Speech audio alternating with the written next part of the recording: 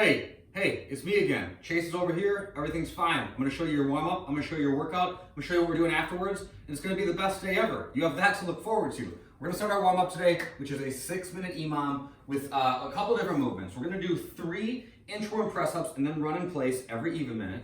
And then every odd minute, we're going to do 6 straight arm sit-ups, and then we're going to do mountain climber half burpees to finish out those minutes. So every even minute, we start with 3 inchworm press-ups. They look like this. I fold forward, walk my hands out into a plank, do a push-up, walk my hands back to my feet, and then stand up. Once I get through with 3 of those, I'm just kind of jogging in place for the remaining time of that minute. At the top of every odd minute, I do 6 straight arm sit-ups. So I lay down, point my arms up at the ceiling, sit up, and push my arms alongside my ears. So good way to warm up the core, but it's also a good warm-up for the shoulders. And then for the remaining time in those minutes, we're going to do mountain climber half burpees. So I start standing, jump my feet back to a plank, mountain climber, bring my feet back to my hands, jump and hop overhead. Bam, voila. That's the warm-up, the workout. All right, we're starting out with every 2 minutes for 5 rounds. We're gonna do 10 dumbbell snatch plus overhead squat, which means 5 per side. Okay, so we're gonna do 5 on the right, and then we're gonna do 5 on the left. All right, so I'm gonna snatch, bring the dumbbell all the way up to overhead, then I'm gonna keep it there and do a squat.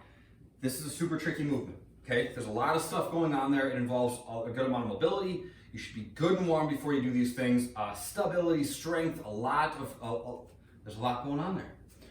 If that doesn't feel like it's a good idea, I want you guys to do the squat on your shoulder instead. That's where I'll start. So I'm gonna snatch the dumbbell to overhead, come down to my shoulder, and then do a squat. So when we snatch, we're taking something heavy from the ground and getting it to overhead in one motion. We're trying to keep it close so we don't have to put the brakes on something moving backwards when it's overhead, right? And when we do that, we're trying to use our legs to make the thing go. All right, so my shoulders are back, my belly's tight, so my back is in a strong position throughout. I send my hips back, reach down, grab the dumbbell, open my hips, come all the way up to overhead. Okay, so that's the snatch. Then I bring the dumbbell down to my shoulder, and then squat. Bring the dumbbell back down, snatch. Bring the dumbbell to my shoulder, squat.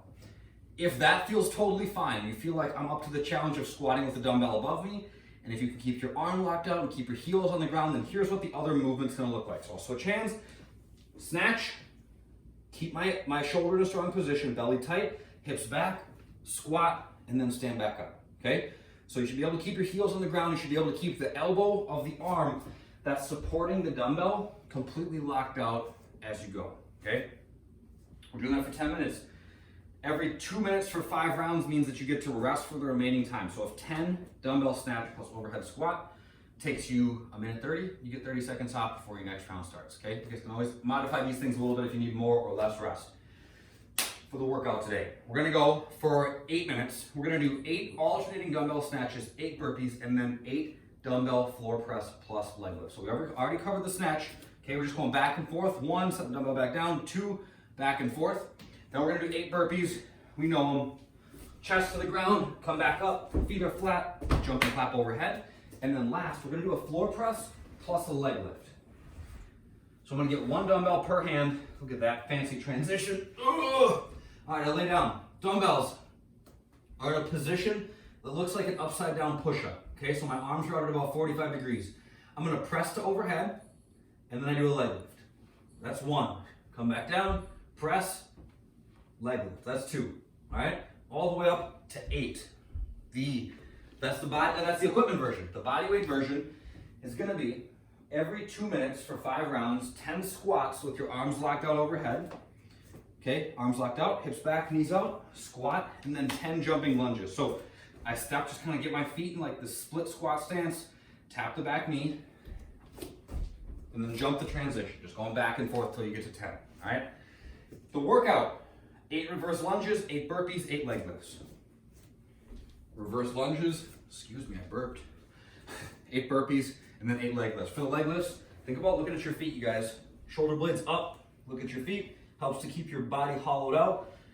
Helps to keep your core on tension so you're not putting unnecessary strain on your back. These things are important.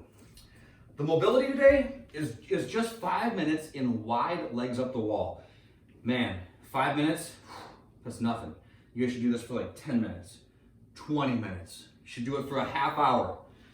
It's a really good stretch for the adductors on the inside of your legs, but it's one that you can just kind of ease into. All right, so the way that this is set up, I won't be able to demonstrate. Picture sitting against a wall with your legs up it, okay? So I scoot my hips all the way to the wall so my butt's touching the wall. My legs are locked. I'm just gonna let my feet fall apart, okay? The further I go, the more I'll feel the stretch here on the inside of my legs.